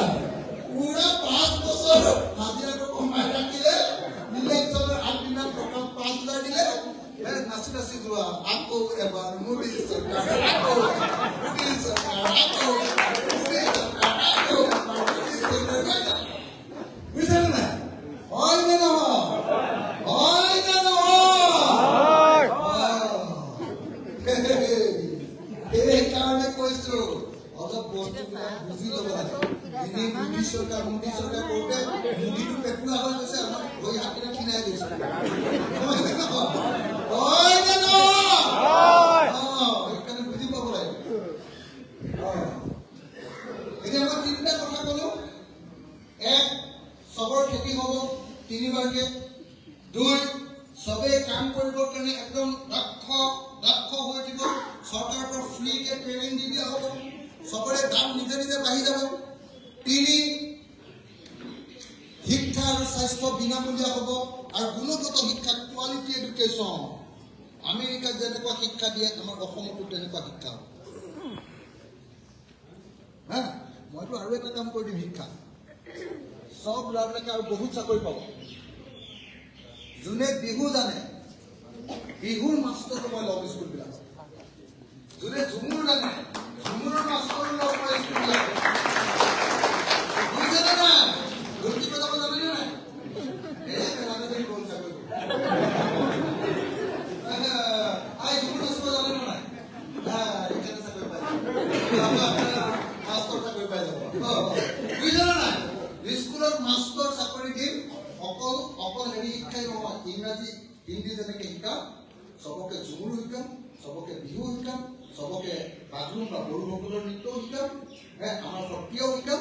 সেই মাষ্টৰবিলাকক মই আমাৰ গাঁৱত যিমানবিলাক এনেকে কালচাৰ কৰা, এনেকুৱা সংস্কৃতি কৰা মানুহ আছে, তেওঁলোকক মই মাষ্টৰ হিচাপে চাকৰি দিম।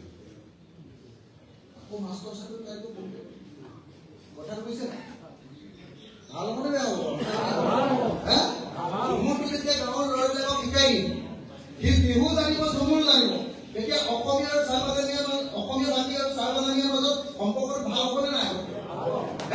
মই যদি আপোনালোকৰ ভাষাত কথা ক'ব পাৰোঁ, আপোনালোকে মোক তেতিয়াতকৈ বেছি ভাল পাবনে নাই? হয় নহয়? সেই কথাটো কৰি দিম আপোনালোকক। এইটো মই ক'লো। এতিয়ালৈকে 3টা ক'লো। 4 নম্বৰটো কি কৰিম জানেনে নাই? এইটো তাতকৈও ডাঙৰ মেজিক। তাতকৈও ডাঙৰ মেজিক 4 নম্বৰটো।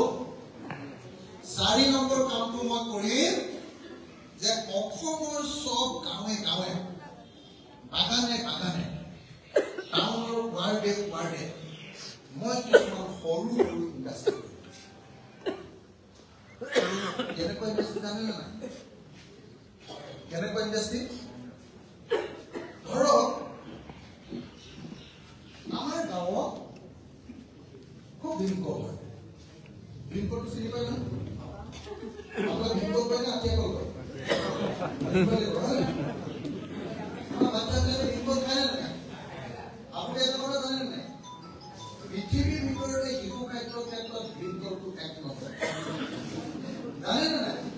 কেলে? ভীমকলত কোনেও সাৰ নিদিয়ে। ভীমকলত সাৰ দিয়ে জানো? পৃথিৱীৰ কোনো মানুহে ভীমকলত সাৰ নিদিয়ে, হয়নে নহয়? সাৰ নিদিয়া ভীমকলৰ পৰা যিটো ল'ৰাই খাদ্য খায়, সেই ল'ৰাটো বঢ়িয়া হয়। মই ডাঙৰ হৈছিলো ভীমকল খাই আৰু মাৰ খাই, অকল গোটেই খাইছো, আজি ভাত খাইছো। হয়নে? মই আপোনালোকক কৈ দিলো, যিদিনা মই চৰকাৰলৈ আহিম, অসমৰ গাঁৱে গাঁৱে ভীমকলৰ পৰা বেবী ফুড, ভীমকলৰ পৰা শিশু খাদ্য, চেৰেলেক বনোৱা, চেৰেলেক হৰলিক্স চিনি পায় না? চেৰেলেক বনোৱা ইণ্ডাষ্ট্ৰী কঠালৰ পৰা চেৰেলেক বনোৱা ইণ্ডাষ্ট্ৰী, কৰ্দৈ চিনি পাইনে নাই? কৰ্দৈৰ পৰা ধুনীয়া কি কয় জুচ বনোৱাৰ ইণ্ডাষ্ট্ৰী। আপোনাৰ একদম কথাটো কৈ গৈছো দেই, এটাকে চাব কেনেকে বিলাহীৰ পৰা চচ বনোৱাৰ ইণ্ডাষ্ট্ৰী। হাঁচি গছৰ পৰা আগৰ গছৰ পৰা আপোনাৰ কি কয় এইটো কি বুলি কয়, আমাৰ চেণ্টটো যে বনাই কি বুলি কয়, আঁতৰ বনোৱাৰ ইণ্ডাষ্ট্ৰী। প্ৰত্যেকটো বস্তুৰ ইণ্ডাষ্ট্ৰী বনা। জলফাই যাৰ ঘৰত হ'ব তাৰ পৰা যিখন গাঁৱত জলফাই বেছিকে থাকিব সেইখন গাঁৱত আচাৰ বনোৱা ইণ্ডাষ্ট্ৰী। যিখন গাঁৱত আমলখি বেছিকে ৰুব সেইখন গাঁৱত আমলখিৰ পৰা ইণ্ডাষ্ট্ৰী, আমলখিৰ পৰা আচাৰ বনোৱাৰ ইণ্ডাষ্ট্ৰী। এটা ইণ্ডাষ্ট্ৰী বনাবৰ কাৰণে গাঁৱৰ মানুহে মোক মাটি আৰু ঘৰটো দিব লাগিব, হল এটা দিব লাগিব, সেইটো গাঁৱৰ ৰাইজে দিব। মই চৰকাৰৰ পৰা কি দিম? মেচিনটো দিম। আৰু চৰকাৰৰ পৰা মই কি দিম? ইঞ্জিনিয়াৰজন দিম, এক্সপাৰ্ট। আৰু মোৰ দেউতাই কি কৰিব? মতা মানুহবিলাকে নহয়, মোৰ দেউতাই কি কৰিব? মোৰ দেউতাই শিল্পটো এনেকে কাটি তাৰ পৰা কংফু কানি ইণ্ডাষ্ট্ৰী কানি জমা তাৰ কাৰণে এদিনত 1000 টকাকে। আৰু মোৰ মায়ে কি কৰিব? পকা কংফু এনেকে চেলাই একদম ধুনীয়া ডলা ৰ'দত তাৰপৰা খুব পাবৰ বনাব। তাৰ কাৰণে মায়ে এদিনত 1000 টকাকে দৰমহা হ'ব। 1000 টকাকে দৰমহা পালে 30 দিনত কিমান হ'ব? 30,000 টকা মায়ে দৰমহা পাব, দেউতাই দৰমহা পাব 30,000 টকা। যদি খেতি নাই ইয়াত কৰিবই, যদি খেতি আছে খেতি কৰিব। আৰু খেতি থকাৰ পাছত ঘৰখনত যদি 5জন মানুহ আছে, 3জনে খেতি কৰিলে 2জনে ইয়াত আহি কাম কৰিলে। তেতিয়া কোনোবা অসমীয়া মানুহ, তেতিয়া কোনোবা বাগানৰ মানুহ, তেতিয়া কোনোবা ট্ৰাইবেল মানুহ, তেতিয়া কোনোবা কলিতা মানুহ, আমি অৰুণোদয় দিব লাগিব নেকি? উল্টাই কি চবেই নিজৰ ঘৰটো RCC বনাব পাৰিব, নিজৰ লেট্ৰিনটো টাইলছ লগাব পাৰিব। এতিয়া লেট্ৰিনটো এই অসমীয়া মানুহ ধনী নে দুখীয়া, লেট্ৰিনৰ বাল্টিটো চালে হৈ গ'ল, হয়নে নহয়? আপুনি মানুহবোৰৰ তেনেকুৱা মানুহ, লেট্ৰিনৰ বাল্টিটো চালে গম পাই যাব। চাবচোন অসমৰ এতিয়াও গাঁৱৰ বেছিভাগ মানুহৰ লেট্ৰিনৰ বাল্টিটো সিহঁতৰ গাঁৱত বিয়া হওঁতে যিটো গাখীৰৰ টেকি আছিলে সেইটো।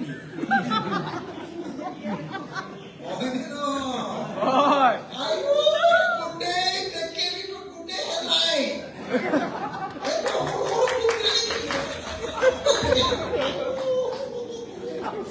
এইবিলাক চব আমাৰ ঘৰতে ভিতৰত সোমাই যায়।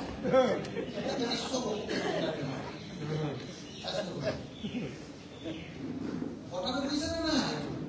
ধেমালি কৰিছো বুলি ভাবিছে নেকি? ধেমালি কৰিছো বুলি ভাবিছে নেকি? এতিয়াহে অসমৰ কোনো স্বাস্থ্যৱান মানুহ হ'ব। যিদিনা নিজৰ ঘৰত টকা পাব, নিজৰ ঘৰৰ লেট্ৰিনটোত টাইলছ লগাই ল'ব পাৰিব, আৰু নিজৰ ঘৰৰ লেট্ৰিনৰ এই পাইপডালৰ পৰা ফিৰফিৰিকে টিকাত পানী মৰাৰ ব্যৱস্থা হ'ব। সেইদিনাহে চাফা পানীৰ এচিডিয়া নহ'ব আৰু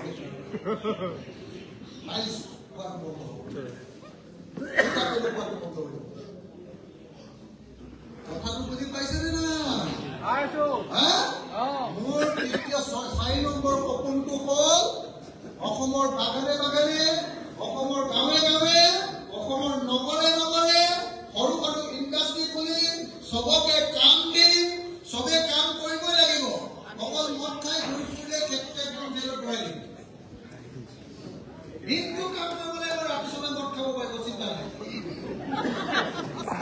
মদ খালে মাতালামি কৰিব নোৱাৰিব, মদ খালে আপত্তি নকৰিব, মদ খাব পাৰিব, দিগদাৰ নাই।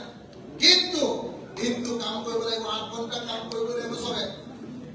8 ঘণ্টা কাম নকৰি এনে লটৰ পটৰ ঘূৰি ফুৰিলে তেতিয়া হ'লে তাক কাম নাইকিয়া মানুহ বুলি কৈ পাউণ্ডত ধৰে। কি কাম বন নকৰে, জাতি কিমান থাকে কাম কৰ, বাংলাদেশৰ কাম কৰ। 8 ঘণ্টা কিন্তু দেশৰ কাৰণে কাম কৰিব লাগিব, ঘৰৰ কাৰণে কাম কৰিব লাগিব।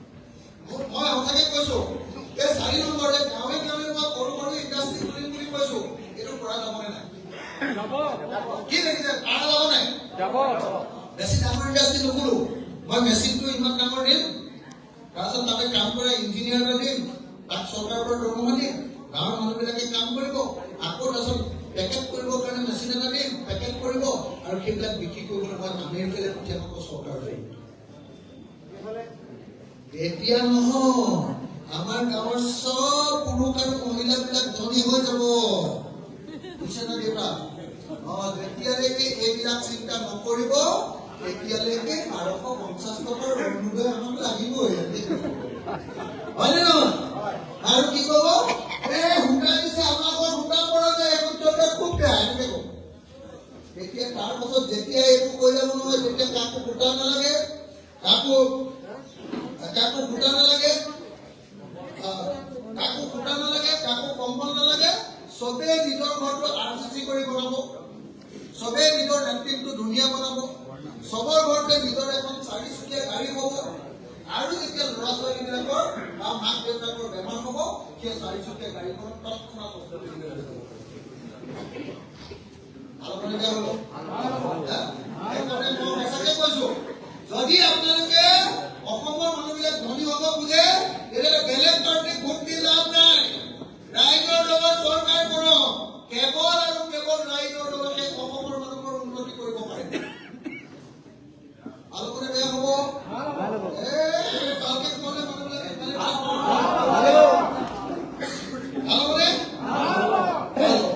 এতিয়া মই লাষ্টৰ এটা কথা কৈ শেষ কৰিম এটা সেইটো হ'ল 4টা কাম কৰিম বুলি ক'লো 5 নম্বৰটো কি কাম মই 5 নম্বৰ গেৰাণ্টি বুলি কৈছিলো 5টা গেৰাণ্টি 5 নম্বৰ কামটো কি কৰিলে ভাল হ'ব কওক আপোনালোকে যি কয় তাৰপৰা বনাম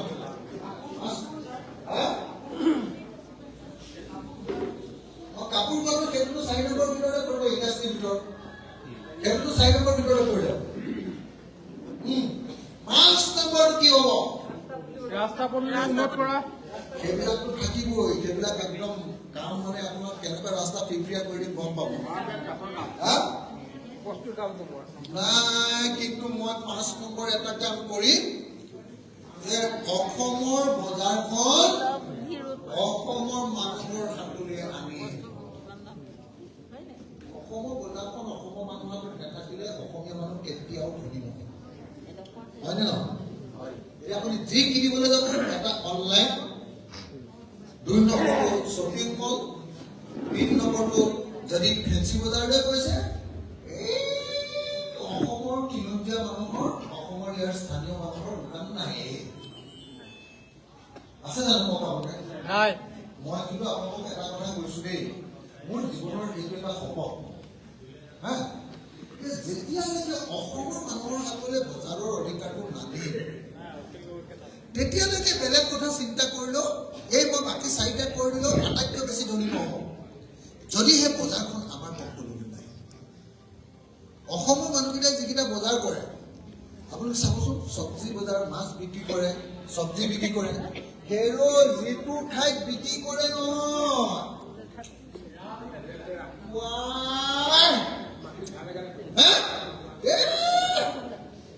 ডেটটোৰ ওপৰতে ডেট মানে এফালে গু গৈ থাকে তাৰ ওপৰতে মাছ বিক্ৰী কৰি থাকে বেটামাকিয়ে পেট পেনে থাকে হয়নে নহয় কুকুৰে চেলাকাটো বাদেই দিয় মাখিয়ে 24 ঘণ্টা তাতে দি থাকে কণী পাৰি থাকে হয়নে নহয় কওকচোন আমাৰ বজাৰবিলাক একদম লেতেৰা হয়নে নহয় মোৰ ইমান বেয়া লাগে বজাৰ সদায় মই ইমান ওখ কৰিম মিনিমাম সব বজাৰ ইমান ওপৰতে হ'ব দেই মাছ কটাই কওক মাংস কটাই কওক পাচলি বেপাৰে কওক সব বজাৰ কিন্তু মই অসমৰ বজাৰখিনি কিন্তু মই বদলাই দিম একদম বেয়া লাগে দেখিলে বেলেগ ৰাজ্যলৈ গ'লে গুৱাহাটী যাবচোন আপুনি বজাৰবিলাক কি ধুনীয়া ধুনীয়া ছিকিমলৈ যাবচোন বজাৰবিলাক কি ধুনীয়া ধুনীয়া আমাৰ অসমলৈ বজাৰলৈ যাবচোন আহিব একদম ডাইৰেক্ট ৰাস্তাটোৰ ওপৰত ডেটটোৰ ওপৰতে একদম পৃথিৱীৰ একেবাৰে ফটা কাপোৰ এখন ক'ৰ পৰা আনে আৰু সেইখন পাৰি আৰু তাৰ ওপৰতে বজাৰ সেইটোতো গৰম নকৰিলেতো চবৰে কিতাপ পেলো হ'ব চিয়ৰ গৰম কৰি দিয়ে কাৰণে অলপ চলপ কম হয় তথাপি হয়নে নহয় হা সেইকাৰণে মই আপোনালোকক ক'লো 5 নম্বৰটো সেইটো অলপ মই মানে বেলেগ মোৰ এটা ইচ্ছা আছে হা মানে আমাৰ ওচৰতে নাগালেণ্ড আছে নাগালেণ্ডৰ গোটেই গাহৰি খুব খায় গাহৰি বজাৰ ব্ৰইলাৰ বজাৰ মাছৰ বজাৰটো আমি আনিম হা কথাটো কৈছে নে নাই এই বজাৰবিলাক আমি দখল কৰিব লাগিব চব পাঞ্জাৱৰ পৰা আহে অন্ধ্ৰপ্ৰদেশৰ পৰা আহে তেতিয়াহে অসমীয়া মানুহ ধৰি হ'ব ঘৰে ঘৰে যেতিয়া মাছ পোহা মই ক'লো নহয় মাছৰ কি এটা বিপ্লৱ কৰিম নহয় আপোনালোকে নিজে দেখিবলৈ পাব একদম দপদপাই চব গাঁৱৰে মাছ খায় নাই মাংস উৎপাদনতো নাই গাখীৰ উৎপাদনতো নাই মাছ উৎপাদনতো নাই শাক পাচলি উৎপাদনতো কম চবতে আমি পাওঁ চাব মোক এবাৰ বিচাৰক মই অসমখন কেনেকৈ বনাম এইখিনি কথাই কলো এই পাঁচটা কথা কৈ মই আজি আপোনালোকক সকলোকে বিনম্ৰভাৱে প্ৰাৰ্থনা কৰিব খুজিছো যে দুলীয়াজানত আমি ৰাইজৰলৈ ইলেকশ্যন খেলিব খুজিছো আপোনালোকে ভাল পাবনে বেয়া পাব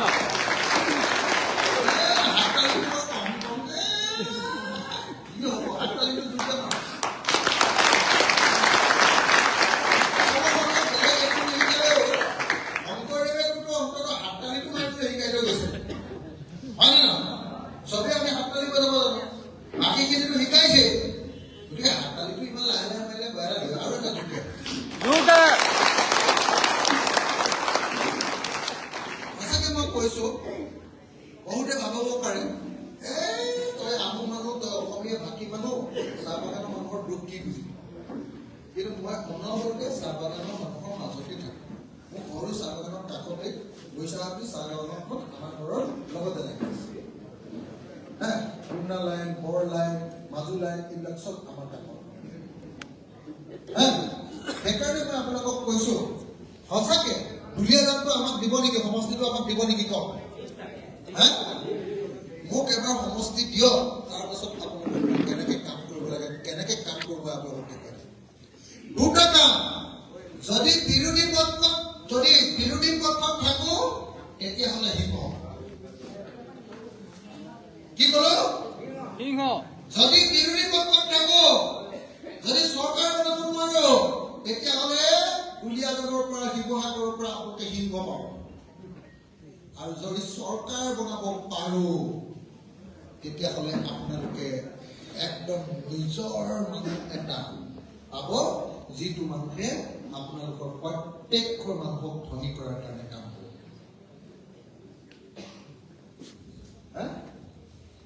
আমি কংগ্ৰেছৰ লগত থাকিলেও আঞ্চলিক স্বাৰ্থ আমি সুৰক্ষা কৰিমেই বেয়া কাম কাকো কৰিবলৈ নিদিওঁ অসমৰ বিৰুদ্ধে কাম কৰিবলৈ কাকো নিদিওঁ লাগিলে চৰকাৰ ভাঙি দিম কিন্তু অসমৰ মানুহৰ বিৰুদ্ধে কাম কৰিবলৈ নিদিওঁ এতিয়া আমি আজি মোৰ হাতত আপোনালোকৰ পিনৰ পৰা আমাৰ দুলীয়াজান সমষ্টিৰ ৰাইজৰ দলৰ কমিটিখন সাল সলনি কৰি অলপ যোগ বিয়োগ কৰি মোৰ হাতত তুলি দিছে মই কমিটিখন পাঠ কৰি দিম যদি আপোনালোকৰ মনৰ পচন্দ হৈছে তেতিয়াহ'লে সকলোৱে হাততালি বজাই এই কমিটিখন আপোনালোকে অনুমোদন দিব আৰু এই কমিটিখনৰ লগত লগ লাগি 2026 কি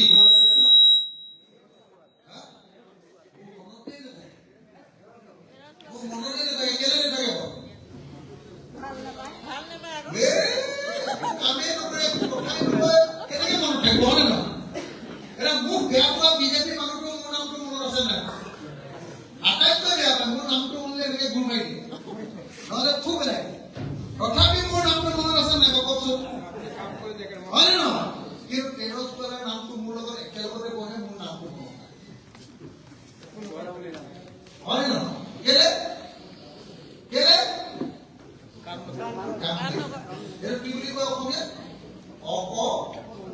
অকমান্য হয় নে নহয় কাম নাইকিয়া এতিয়া সেইকাৰণে মই আপোনালোকৰ কমিটিখন গাই দিছো উপদেষ্টা গোপাল বৰা বিমল গন্ধিয়া আৰু নিত্য ফুকন এই তিনিজনক উপদেষ্টা সভাপতি লীলা ধাদুমীয়া হ'বনে নহ'ব হ'ব কাৰ্যকৰী সভাপতি কৃষ্ণ বৰা আৰু দিলীপ বৰা কৃষ্ণ বৰাৰ দিল্লীৰ পৰা, ঠিক আছে নে? উপসভাপতি অম্বৰিকা ফুকন, ক্ষিতেশ্বৰ সোণোৱাল, জোনালী ৰজক আৰু লক্ষ্মীনাথ গগৈ। সাধাৰণ সম্পাদক চন্দন কুমাৰ বৰা আৰু দীপাংকৰ বৰুৱা। সহকাৰী সাধাৰণ সম্পাদক ৰূপম বৰা, ভক্ত সোণম আৰু ৰমজান আলী। সম্পাদক কিৰণ গগৈ, নীলকান্ত ভদ্ৰা, যদু ভৰালী, পৰিস্মিতা বৰা আৰু বিনয় বুঢ়াগোহাঁই। তথ্য আৰু প্ৰচাৰ সম্পাদক হিমাশ্ৰী হাজৰিকা। সাংগঠনিক সম্পাদক কৃষাণ, জয়ন্ত হাজৰিকা, নীৰেণ ওৰাং, জাহ্নৱী তালুকদাৰ, বিপ্লৱী ছাত্ৰী। অতিৰিক্ত তথ্য আৰু প্ৰচাৰ সম্পাদক মৃদুল গগৈ, বাবুল গাটুৱাৰ, ইভামণি হাজৰিকা। বিত্ত সম্পাদক হীৰামণি বৰপাত্ৰ গোহাঁই। কাৰ্যবাহী সম্পাদক অনুৰাগ বৰদলৈ। কাৰ্যনিৰ্বাহক সদস্য কনকলতা দত্ত, ভূপেন কাহাৰ, দিলীপ সোণোৱাল, ৰূপা দত্ত, ৰাজু চাহ, শ্যাম বকয়া, উজ্জ্বল কোচান, প্ৰণৱ কছাৰী, চাহিদা খাতুন, ৰাজেন গগৈ, উমেশ শইকীয়া। এইসকল হ'ল আজি কমিটিখনৰ সদস্য। যদি আপোনালোকে অনুমোদন দিয়ে, এবাৰ সকলোৱে হাত তালি বজাই অনুমোদন দিব। আৰু এইখিনি কথা কৈ মই মোৰ বক্তব্য সামৰণি মাৰিছো। কিন্তু আমি এটা শপত লৈহে ইয়াৰ পৰা ওলাব লাগে। মিটিংখনৰ শেষত আৰু 5 মিনিটমানৰ পাছত মিটিঙে হ'ব। শেষত সকলোৱে একেলগতে এইবাৰ দুলীয়াজানটো বিকাশ কৰি শপত লওঁ আৰু শপত লৈ ভাত খাবলৈ একেলগতে ভাত খাব। হ'বনে? 5 মিনিট